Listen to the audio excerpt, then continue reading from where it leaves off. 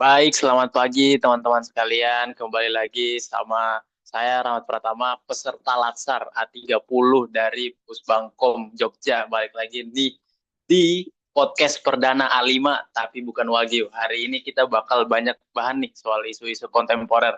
Tapi sebelum kita bahas bahan materinya hari ini, kenalan dulu dong sama orang-orang yang di sini. Nah, di sini kita ditemenin sama teman-teman dari Latsar Pusbangkom Jogja juga nih. Lumayan nih ada pembicara, ada Mbak Maurid Anggri. Mbak, sapa-sapanya dulu dong Mbak. Oke, terus ada Mbak Marcela Silvadenta, terus ada Mbak Marela Azaria, ada Mbak Livia Sirayuki, ada Mbak Maliatin Muzayana, sama terakhir ada Mbak Maulida Amalia Rizky. Oke, ini bakal menarik nih. Pembicaranya udah keren-keren, bakal daging banget, tapi bukan wagyu. Ini, oke, kita langsung ke topiknya nih. Ini lagi hangat-hangat nih. Barusan ngecek tadi pagi soal salah satu media ngulitin gaji yang diterima sama anggota perwakilan kita, anggota DPR. Ini lagi hangat-hangatnya nih, Mbak-mbak sekalian, penonton, teman-teman sekalian. Selain bendera yang naik 17 Agustusan kemarin, ada juga nih yang ikut naik, ternyata gaji DPR ikut naik juga nih. Wah, gimana nih saya dari Mbak Livia dulu deh. Kira-kira gimana nih Mbak soal naiknya gaji DPR? Oke, Mas Rahmat. Isu kenaikan gaji DPR ini sangat amat mengguncang dunia persosmedan ya. Karena sosmedku ini juga isinya itu semua gitu. Kabarnya gaji anggota DPR ini bisa mencapai 100 juta loh per bulan. Artinya kan satu hari itu paling enggak dapat 3 juta lah ya. Nah, sedangkan kalau kita lihat nih berdasarkan PP nomor 75 tahun 2000, harusnya anggota DPR itu cuma memperoleh gaji pokok sebesar 4.200.000 loh. Sedangkan untuk ketuanya itu sebesar 5 juta sekian lah dan wakilnya itu 4,6 juta.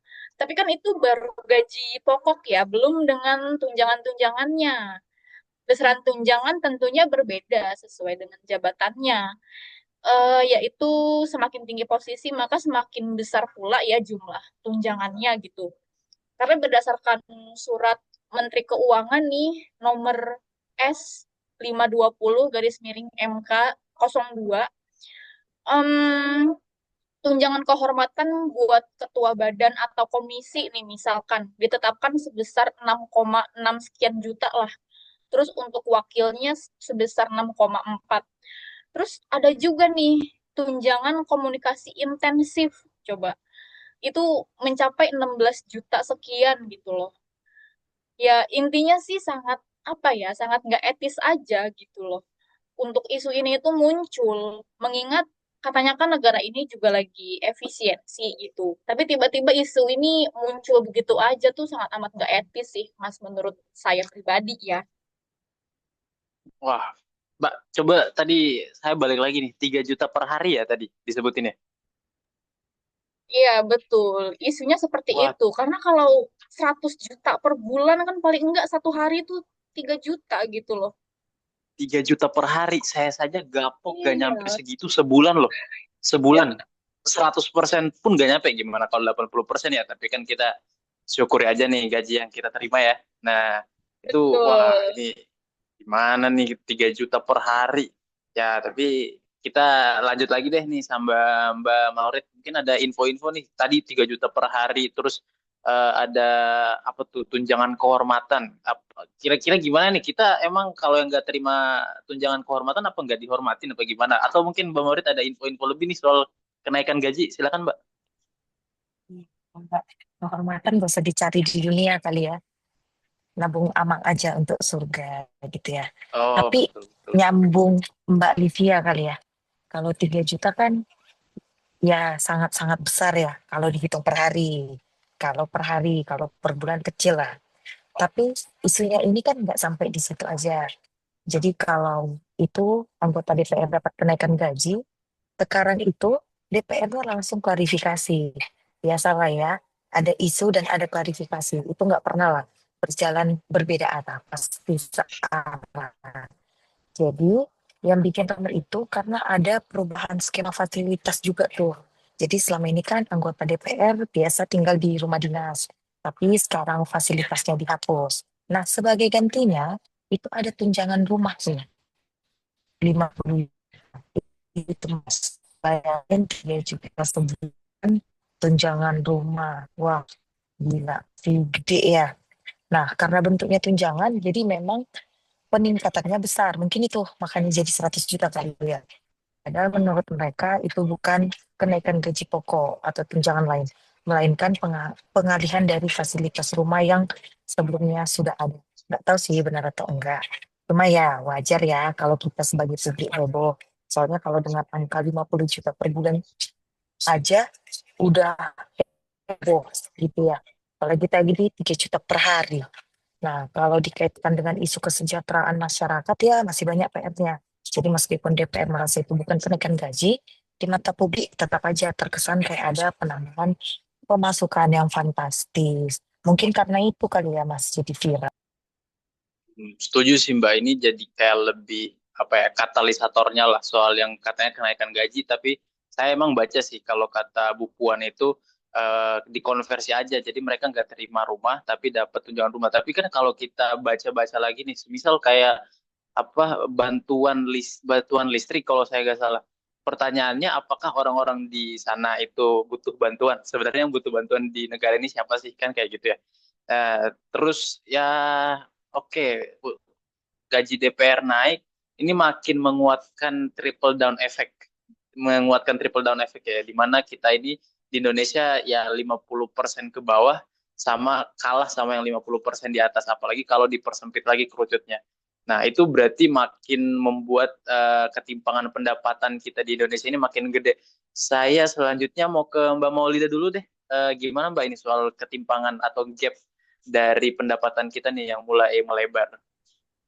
Nah, setuju sih soal ketimbangan. Apalagi tadi kalau dihitung sama Mbak Livia itu kan kalau di total dalam satu bulan itu mendapatkan 100 juta ya. Dalam satu harinya 3 bulan. Berarti kan sangat timpang sekali ya dengan UMR Indonesia aja. Tadi tuh saya sempat searching bahwa gaji dan tunjangan DPR itu 1 banding 17 pendapatan per kapita rakyat Indonesia. Sangat timpang kan kalau satu Fantastis ya. banding 17 aja. Itu kayak sangat apa ya, sangat mencederai kepercayaan rakyat yang diwakilkan oleh DPR. Itu sangat nggak etis sih. Harusnya kalau dilihat dari kinerja, kemudian kebijakan-kebijakan yang dibuat oleh DPR, itu seharusnya tidak sebesar itu dan memang tunjangannya juga nggak sebesar itu. Apalagi kebijakan-kebijakan DPR itu untuk saat ini kan sangat nggak pro rakyat ya, kayak kemarin kasus-kasus eh yang udah ada, kemudian yang udah viral, kayak yang viral kemarin di Pati ada peningkatan pajak 250%, itu kan nggak ada pro rakyat. Kemudian ada penutupan rekening, itu kan sangat nggak pro rakyat juga kan. Jadi eh saya rasa itu adalah nilai yang terlalu besar sih untuk DPR, apalagi jika dibandingkan dengan pendapatan rata-rata rakyat kita. Nah, itu harus dievaluasi lagi oleh pemerintah kita ya. Menarik sih Mbak. Saya juga sependapat. Menurut saya itu harusnya linear. Jadi sebenarnya menurut saya DPR itu bisa aja sih dapat yang gede, asal emang rakyat yang diwakilin juga punya pendapatan yang gede. Jadi ya udah, harusnya standar yang mereka terima sama seperti rakyat kebanyakan. Jadi yang mereka wakilin ini bukan cuma aspirasinya, tapi mereka juga merasakan gaya hidup kita sebagai gaya hidup kebanyakan masyarakat Indonesia. Jadi kalau mereka mau yang mewah, ya gimana caranya supaya standar hidup masyarakatnya juga harus naik juga, naik kelas juga kayak gitu. Menurut saya pribadi ya. Betul, Jadi ya harus harusnya kan sama lah. mewakili aspirasi rakyat ya. Betul. Kebijakan-kebijakannya kan harus juga pro sama rakyat, tapi sedangkan kenyataannya ini kan bertolak belakang dengan keperluan rakyat. Nah, DPR ini kan semakin mengedepankan kepentingan partainya daripada kepentingan rakyat kita sendiri. Iya, tapi emang menurut saya mewakili sih, Mbak. Mewakili dalam sisi, misal saya mau gaji banyak, udah diwakilin sama DPR. Saya mau mobil bagus-bagus, udah diwakilin sama DPR. Udah jalan sih fungsi mewakilinya, tapi kan kita perlu evaluasi. Kalau dari Mbak Sheila nih, gimana Mbak Sheila? Ya, aku setuju banget sih tadi sama Mbak Maulida juga ya, karena kan menurut aku kinerja dari DPR itu ya dengan gaji tinggi itu belum terasa gitu kepada sama kita sebagai rakyat Indonesia gitu kan.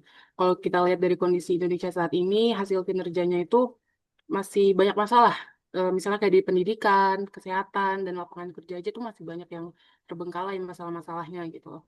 Terus menurut aku juga, aku tadi searching juga dari BPS, itu beberapa provinsi dengan pendapatan misalnya kayak di Bengkulu, untuk usia produktif itu gajinya tuh per bulan kayak cuma 1,9 juta. Terus di Jogja itu cuma 1,6 juta per bulan. Dan kalau dibandingin sama pendapatan DPR yang 30 juta per hari, itu bener-bener memperlihatkan gap yang besar banget di Indonesia gitu loh. Dan kita sering dengar istilah pertumbuhan ekonomi ya, tapi yang jadi pertanyaan dan yang harus di-highlight itu siapa sih yang sebenarnya menikmati pertumbuhan itu gitu. Kondisi sekarang itu kelihatan banget kalau yang kaya makin kaya dan masyarakat kecil itu makin sengsara dan harus berjuang keras untuk melanjutin hidupnya. Jadi menurut aku ini seharusnya udah jadi warning kalau ada yang salah gitu loh di sistem kita ini. Terus untuk ketimpangan pendapatan ini dampaknya itu menurut aku luas banget, dan itu tuh nggak cuman soal angka aja, tapi pastinya rasa keadilan yang dirasakan oleh rakyat Indonesia ya. Bayangin aja kalau pejabat itu bisa dapat gaji yang setinggi itu, tapi rakyat masih susah untuk sekedar memenuhi kebutuhan hidupnya dengan harga bahan pokok yang masih yang makin naik, yang makin mahal gitu loh. Kayak itu nggak adil aja, pasti rakyat ngerasa kecewa dan marah ya. Jadi menurut aku pemerintah itu harus punya kebijakan yang adil, yang jangan cuma mikirin kesejahteraan pejabat, tapi juga mikirin gimana supaya rakyat bisa hidup layak. Itu sih menurutku Mas Rahmat.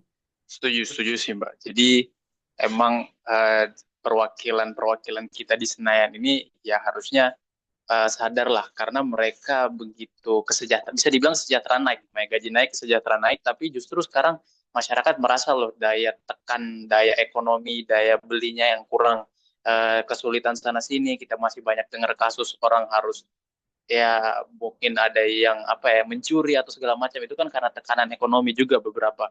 Nah itu sebenarnya harus jadi apa ya wake up call lah buat orang-orang di Senayan kalau jangan bersenang-senang loh karena rakyat yang kalian wakilin itu belum sepenuhnya sejahtera seperti itu. Setuju sih sama Mbak Sheila. Makasih banyak nih Mbak Sheila. Nah ini emang urusan perut ini gak main-main ya. Urusan perut itu bakal men-trigger banyak hal. Salah satunya ya mungkin kemarahan. Kita nggak bisa pungkirin dari awal pemerintahan ini itu sudah ada tagar Indonesia Gelap, terus ada upload Blue Resilience yang Indonesia Darurat dan lain-lain. Nah, ini tidak menutup kemungkinan di saat banyak orang yang masih susah memenuhi kebutuhan hidupnya, bisa jadi nih, ini bakal mengarah ke tindakan disobedience atau kemarahan dari masyarakat. Nah, saya selanjutnya ke Mbak Arel dulu nih, udah dari tadi nungguin nih buat ada yang mau disampaikan kayaknya. Mbak Arel, silakan. Jujur ya Mas Rahmat, ini saya juga marah ini terlalu banyak masalah di Indonesia ya nggak sih? Pusing, Oh iya, bingung mau bahas yang mana dulu ini. Tapi kalau iya, tapi mic-nya jangan dipukul, Mbak. iya, Jangan mau sampai marah dipukul ini. mic-nya rusak nanti podcast saya. Soalnya kalau kita tarik ke dua kasus yang tadi tuh ya Mas, yang kakak-kakak ini sudah sebutkan gitu ya. Kelihatan banget kenapa sih masyarakat tuh bisa marah tuh, kita tahu kenapa sebenarnya. Kita kan juga termasuk bagian dari masyarakat. Ini nggak bermaksud buat kontra pemerintah ya guys. Tapi kalau menurut aku, masyarakat nih ngerasa kebijakannya terasa nggak adil gitu. Karena ada yang ngerasa kayak, oh suara gue nggak didengar ya? Apa karena gue rakyat kecil ya? Jadi kesannya yang di atas makin kaya, yang di bawah makin susah. Ya nggak sih? Kalau kita kayaknya tengah-tengah sih. Nggak kaya, nggak susah gitu ya. Terus muncul nih rasa-rasa kekecewaan dari masyarakat gitu kan. Lama-lama kekecewaan itu berubah jadi kemarahan. Kemarahan itu nggak selalu meledak. Kadang munculnya bentuknya dalam diam, cuek, bahkan mulai kayak, ya udahlah bodo amat sama aturan yang ada di Indonesia gitu kan.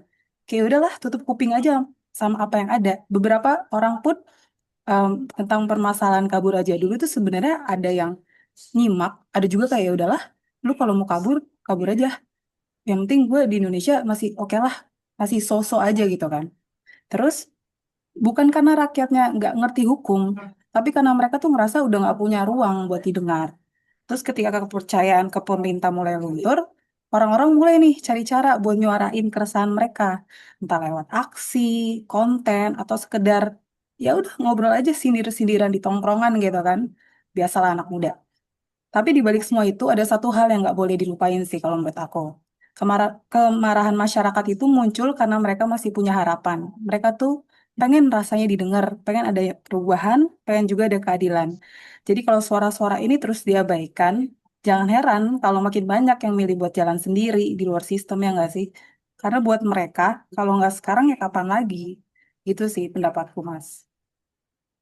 Hmm, makasih Mbak Arel. Waduh, ini udah menggambarkan kemarahan dari masyarakat nih. Jadi Marah representasi banget nih. ini. Mungkin Mbak Marela Tolong ya. Tolong yang di berniat atas jadi dengar caleg saya. mewakili. Waduh, Oke, nggak dulu deh. selanjutnya Mbak Musa nih kayaknya udah ikutan emosi nih. Aduh, Mbak Musa silakan Mbak. Aduh, takut saya nanti ditutup nih podcastnya. Iya nih, tadi ikut marah dari karena Mbak Arel kan. Enggak sih, lebih ke bukan marah ya, tapi udah kayak geram gitu. Kan karena dari kemarin-kemarin tuh udah banyak tuh. Sekarang-sekarang ini tuh makin banyak gerakan-gerakan dari masyarakat gitu kan. Yang muncul di media sosial terutama sih. Kayak tiap hari tuh ada aja eh, trending di Twitter yang mengkritik pemerintah gitu. Mulai dari yang kayak kemarin tuh kabur aja dulu. Tadi udah sempat di-mention kan sama Mas Rahmat juga, sama Mbak Arel juga. Terus ada juga yang kemarin waktu zaman pemilu itu yang peringatan darurat yang kita ngepost Garuda Biru itu, terus juga ada sampai Indonesia Gelap. Terus akhir-akhir ini juga ada yang mengibarkan bendera One Piece gitu kan. Nah, ini semua itu adalah bentuk kritik masyarakat kan sebenarnya ke pemerintah gitu. Karena selama ini kalau kita berdemo langsung di jalan itu malah kebanyakan hasilnya apa? Cuma kena gas air mata, lalu nanti digebukin aparat, masuk penjara seperti itu kan. Nah, jadi masyarakat itu sekarang lebih cenderung memilih untuk bersuara di media sosial. Nah, demonstrasi ataupun kritik yang mereka lakukan di media sosial itu sebenarnya kan sebuah bentuk kepedulian ya. Kepedulian mereka sebenarnya masih ingin bahwa Indonesia tuh jadi lebih baik gitu. Ini tuh ada yang salah, ada yang perlu diperbaiki. Jadi mereka berusaha untuk reach out lah ke pemerintah. Tapi ya kayaknya makin hari ya bukan mengkritik ya. Ini sekali lagi bukan mengkritik, ini adalah point of view kami juga sebagai rakyat gitu ya. Kami juga pengen aspirasi itu juga didengar gitu. Seperti itu sih, Mas. Oke. Berarti Mbak Muza sama Mbak Arel ini menggambarkan kemarahan di masyarakat yang mungkin sekarang belum terlalu meledak, tapi kan kita nggak mungkin tunggu sampai meledak kan ya, karena itu bahaya Iya, takutnya betul. menuju ke disintegrasi juga. Nah, Iya, itu betul. mungkin kemarahan masyarakat ini yang belum tergambarkan di data-data BPS. Tadi kalau Mbak Sheila membawa data BPS ini juga jadi satu bahan menarik nih, karena kemarin dikritisi soal datanya yang nggak sesuai dengan metode yang harusnya dipakai nih, karena jadinya kita data pertumbuhan jadi dilihat naik, pokoknya semuanya semua datanya itu jadinya sugar coating agar bisa kelihatan bagus. Tapi itu mungkin di lain waktu ya, kita di podcast A5 tapi bukan Wagyu. Di lain kesempatan kita bakal bawa materi yang itu sama teman-teman dengan pembicara-pembicara yang tentu daging tapi bukan Wagyu. Nah, selanjutnya nih pasti kita itu memilih DPR. Apa sih yang salah sebenarnya dengan sistem DPR kita? Padahal di tempat-tempat lain juga ada sistem senator, ada sistem yang mewakili rakyatnya. Apa sih yang kurang kalau dari saya pribadi dulu nih? Kayaknya sih Mbak-Mbak menurut saya dari sistem pemilihannya aja keliru. Jadi kayak misal masyarakat ya udah siapa yang kasih duit duluan itu yang dipilih. Siapa yang kasih duit lebih gede itu yang dipilih nih. Jadinya kita jadi cacat berdemokrasi menurut saya. Itu salah satu kecatatan yang menurut saya sistematis dan itu terus turun temurun. Siapa yang bisa kasih duit dianggap ya udah pantas dipilih. Akhirnya yang merasakan kita 5 tahun ke depan. Nah, ini di fase-fase kita merasakan naikin gaji mereka dan lain semacamnya. Ini jadi apa ya salah satu bentuk cacat berdemokrasi nih. Kalau dari balik lagi nih aku ke Mbak Livia, menurut gimana nih Mbak menurut Mbak Livia soal sistem demokrasi kita yang masih ada kecacatan. Oke, baik Mas Rahmat. Sebetulnya aku setuju ya dengan statement Mas Rahmat. Kualitas demokrasi kita itu tergantung dari bagaimana ya cara kita memilih wakil-wakil rakyat ini. Kalau dari pemilihannya aja sudah dibumbui oleh permainan yang tidak suportif, bagaimana kita bisa menghasilkan para wakil yang berkualitas juga gitu. Nah, menurutku sebagai negara demokratis, udah sewajarnya sih, baik itu rakyat maupun pers ya, dia itu bebas menyuarakan, apalagi terkait dengan isu ini nih, isu si DPR mau naik gaji ini gitu kan, termasuk dalam bentuk demonstrasi gitu ya. Justru malah seharusnya apa ya, kritik-kritik semacam ini itu disambut dengan baik loh oleh pemerintah agar mereka itu bisa lebih matang lagi loh dalam membuat kebijakan gitu. Terlebih tadi kan seperti yang sudah dimention oleh Mbak Sela ya, bahwa di timur Indonesia sana itu gajinya tuh bahkan sangat amat minim ya gitu. Bahkan mungkin lebih minim dibanding gaji pokok kita gitu kan. Sayangnya di media sosial pun aku belakangan ini sering melihat ya bahwa banyak suara pers yang seolah dibungkam gitu. Bahkan jurnalisnya pun ini juga rentan loh terhadap kekerasan. Bahkan aku juga pernah dengar ya dari seorang temanku bahwa berita-berita yang disiarkan di suatu saluran itu, saluran televisi ya, saluran televisi itu tergantung dari kepunyaan siapa loh saluran televisi ini gitu. Artinya kan pers kita ini dipertanyakan kan independensinya atau ketermandiriannya lah gitu kan. Nah, aku juga mungkin mau kasih tahu ini ya, fakta yang sebenarnya nggak menarik sih, tapi kayaknya harus aku ungkapkan di sini gitu. Sayangnya ya, secara global, Indonesia itu turun loh 3 peringkat dari posisi 56 di tahun 2024 jadi peringkat 59 di tahun ini. Maksudnya tuh turun peringkat dalam hal ini ya demokratisnya gitu ya. Itu peringkat 59 dari total 167 negara yang diteliti. Ini aku kalau nggak salah ya, dan semoga nggak salah sih, aku tuh baca di Tempo. Tempo itu berdasarkan dari survei yang dilakukan oleh lembaga di luar negeri sana. Jadi ya kita bisa lah melihat dan menyaksikan serta merasakan sendiri ya bagaimana sih demokrasi di negara kita gitu, Mas Rahmat. Oke, makasih Mbak Livia. Saya setuju sih. Kayak kita masih perlu memperbaiki itu, tetap jangan menyerah, tapi ya tetap ini harus ada perbaikan ya. Kalau untuk sistem demokrasi kita yang belum sempurna, tapi ya semoga kita menuju ke sana lah untuk memperbaiki sistem demokrasi yang lebih baik. Kalau dari Mbak Morit ini gimana soal kecacatan kita dalam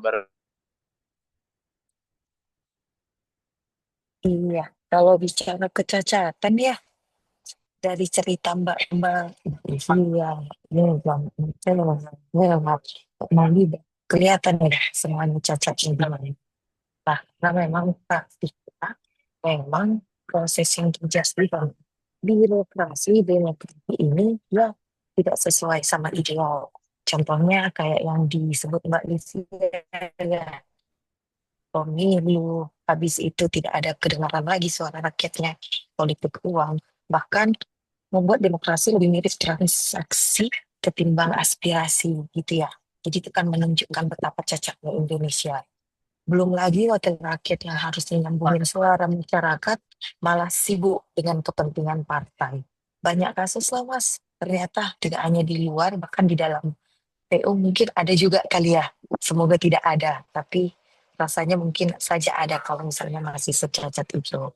Gitu ya. Intinya demokrasi kita ada, tapi jalannya itu loh yang masih pincang dan perlu dibenarin biar benar-benar berpihak pada rakyat gitu sih.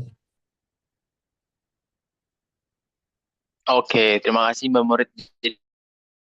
Jadi kalau saya nih menangkap jawaban Baba sekalian, kalau saya boleh kasih pendapat, itu emang penyebabnya beragam sih. Karena emang ini masalah yang kompleks, masalah yang mempengaruhi satu sama lain. Jadi ini bukan hanya efek domino, tapi domino yang udah banyak kartunya nih. Jadi udah berantakan, carut marut, udah kayak benang kusut. Tapi ya balik lagi. Kalau dari saya sih salah satunya ya balik ke kalau kita bahas soal tadi ketimpangan ini ya, ketimpangan pendapatan yang ada di kita, yang sana udah naiknya gede, tapi justru pengangguran di negara kita ini malah kayaknya lebih bukan kayaknya, lebih banyak sekarang, lebih susah, lebih sulit, apalagi dengan perkembangan teknologi seperti AI, ya akhirnya bahkan lulusan komputer itu aja sekarang bukan primadona, jadi bukan jadi primadona jadinya. Nah, itu pengangguran salah satunya, apalagi dengan skill-skill lainnya yang sekarang mulai terhapuskan oleh modernisasi sih. Terus abis itu rendahnya pendidikan dan literasi digital nih membuat masyarakat gampang terprovokasi juga. Ada benernya kita menguliti menguliti pendapatan perwakilan kita di Senayan sana, tapi kan uh, banyak banyak unsur, banyak pihak yang juga menggunakan kemarahan ini untuk diadu domba lagi dengan mungkin judul-judul yang memprovokasi seperti itu. Jadi kayak memang rendahnya pendidikan ini jadi salah satu, dan juga literasi digital yang masih kurang, itu akhirnya berdampak ke kita yang belum sepenuhnya paham gimana sih cara menyikapi keadaan ini, bagaimana sih menyikapi kondisi ini seperti itu. Terus sikap pemerintah juga yang anti kritik pasti memicu reaksi masyarakat yang kalau misal hukumnya nggak kurang sesuai, akhirnya hukumnya yang diubah. Padahal itu hukum landasan yang benar-benar jadi dasar kita dalam bernegara ya, hukum itu. Tapi justru hukumnya yang diubah kalau nggak sesuai sama kepentingan yang di atas. Terus juga kalau misal datanya ditunjukkan kurang, justru metodenya yang diubah. Nah, ini sangat udah buat cacat demokrasi, juga mencelakai cendekiawan bagaimana cara menghimpun data yang benar, statistik yang benar itu. Terus itu kalau dari saya penyebab-penyebabnya dari semua yang udah Mbak sampai ini saya coba rangkumin. Lalu kita untuk closing kita kasih solusi deh biar biar podcast Alima ini benar-benar daging tapi bukan wahyu. Itu gimana, mungkin dari Mbak Livia kira-kira gimana sih Mbak solusinya nih buat masalah yang lagi dihadapin sama kita nih di Indonesia tercinta ini? Oke, Mas Rahmat, dari lubuk hatiku terdalam ya, buat pemerintah tolonglah jangan buat gaduh negara gitu kan. Paling tidak ya, kalaupun memang gaji DPR memang benar mau dinaikkan, ya tolong juga sejalan dengan kinerja mereka gitu. Karena gini ya, kalau pemerintah aja tuh bisa mengefisiensi anggaran kementerian lembaga, misalkan dengan memotong anggaran perjalanan dinas kita, atau mungkin memotong hal-hal lainnya, artinya kan gaji dan tunjangan dari DPR ini juga bisa dong dievaluasi atau dikaji ulang seberapa urgent sih gaji-gaji mereka tuh harus dinaikkan gitu. Apakah tunjangan yang diberikan ini benar-benar sesuai dengan kebutuhan kerja mereka? Dan yang lebih penting lagi nih, apakah dengan mereka itu naik gaji juga seimbang dengan kesejahteraan masyarakat gitu. Karena kan balik lagi ya, mereka itu wakilnya rakyat gitu. Kalau wakil rakyatnya itu udah sejahtera, maka seharusnya rakyatnya juga sejahtera dong. Jadi jangan hanya mensejahterakan satu pihak aja gitu, Mas Rahmat. Kalau dari aku. Oke, lanjut Mbak Maurit, gimana Mbak solusinya? Iya, simpel aja ya. Kayaknya udah dirangkum Mbak Livi ya. Kalau untuk contoh kasusnya ya banyak ya. Tapi menurut saya, pemerintah perlu lebih terbuka, terteliti, dan menyediakan ruang dialog yang aman. Lalu meningkatkan transparansi dalam setiap kebijakan, serta memastikan aparat bersikap humanis saat menghadapi demonstrasi. Sehingga tidak akan ada berita yang tiba-tiba muncul dan akhirnya membuat publik ricuh. Gitu. Oke, siap. Mbak Maulid gimana menurut Mbak Maulid solusinya? Aku sih sangat setuju ya sama yang dibilang sama Mbak Livia sama Maurid tadi. Kalau mereka tuh juga harus transparansi dalam menentukan kebijakan, kemudian harus mengevaluasi tindakan-tindakan yang mereka lakukan, kebijakan-kebijakan yang mereka lakukan. Nah, kalau saya harusnya mereka juga lebih ke kebijakan yang dibentuk oleh DPR ini harus lebih pro rakyat, tidak yang bersifat menyusahkan rakyat. Kemudian kalau saya rasa eh, di sini tuh perlu dibentuk atau memastikan integritasnya para DPR ataupun para wakil rakyat ini dalam mengambil kebijakan untuk rakyat ya. Jadi untuk kepentingan partai sendiri, tapi mereka mengambil kebijakan itu berdasarkan kepentingan rakyat. Karena kan mereka digaji 100 juta per bulan itu kan juga dari pajak kita kan. Jadi mereka juga harus mewakili aspirasi kita. Kemudian yang tadi disampaikan sama Mas Rahmat kan tadi kan menyampaikan penyebabnya banyak macam-macam kan, adanya rendahnya literasi, kemudian pendidikan, kemudian adanya pengangguran. Saya rasa juga pengangguran itu sangat berpengaruh sih terhadap kemarahan rakyat ya, karena dengan sedikitnya lapangan kerja yang ada di Indonesia, kemudian pengangguran yang sangat sedikit, itu sangat timpang dengan gaji DPR yang sangat tinggi. Seharusnya DPR itu dapat mewakili atau dapat menyediakan lapangan pekerjaan yang layak untuk kita daripada memperbesar gajinya sendiri. Itu sangat mencederai, ya, sangat mencederai kepercayaan rakyat terhadap DPR. Saya rasa itu sih, Mas. Oke, kita lanjut ke Mbak Sheila. Gimana kira-kira Mbak Sheila? Mas Rahmat, aku mau lanjutin dari apa yang dibilang Mbak Maulida tadi ya mengenai pengangguran. Untuk solusinya menurut aku ya, untuk mengatasi pengangguran ini, kita tuh nggak bisa hanya dari satu sisi aja. Jadi perlu adanya kolaborasi antara pemerintah dan juga masyarakat untuk mengatasi masalah pengangguran ini. Pemerintah contohnya bisa melakukan penciptaan lapangan kerja baru dengan membangun industri dan juga memperkuat sektor-sektor padat karya biar banyak peluang kerja untuk masyarakat. Nah, kalau peran masyarakat nggak bisa dipungkiri ya kalau misalnya kondisi banyak lapangan kerja yang tersedia, tapi tenaga kerja yang nggak siap karena keterampilan yang dipunya nggak sesuai dengan kebutuhan, itu juga bakal susah. Jadi perlu pendidikan dan pelatihan keterampilan sampai mungkin ke sertifikasi profesi juga harus diperluas gitu loh. Jadi menurutku untuk mengatasi pengangguran ini ya memang harus adanya kolaborasi dengan banyak pihak gitu loh. Oke, Menurutku terus dari yang udah, oke siap. Terus yang udah marah dari tadi nih, Mbak Muza, gimana Mbak Muza?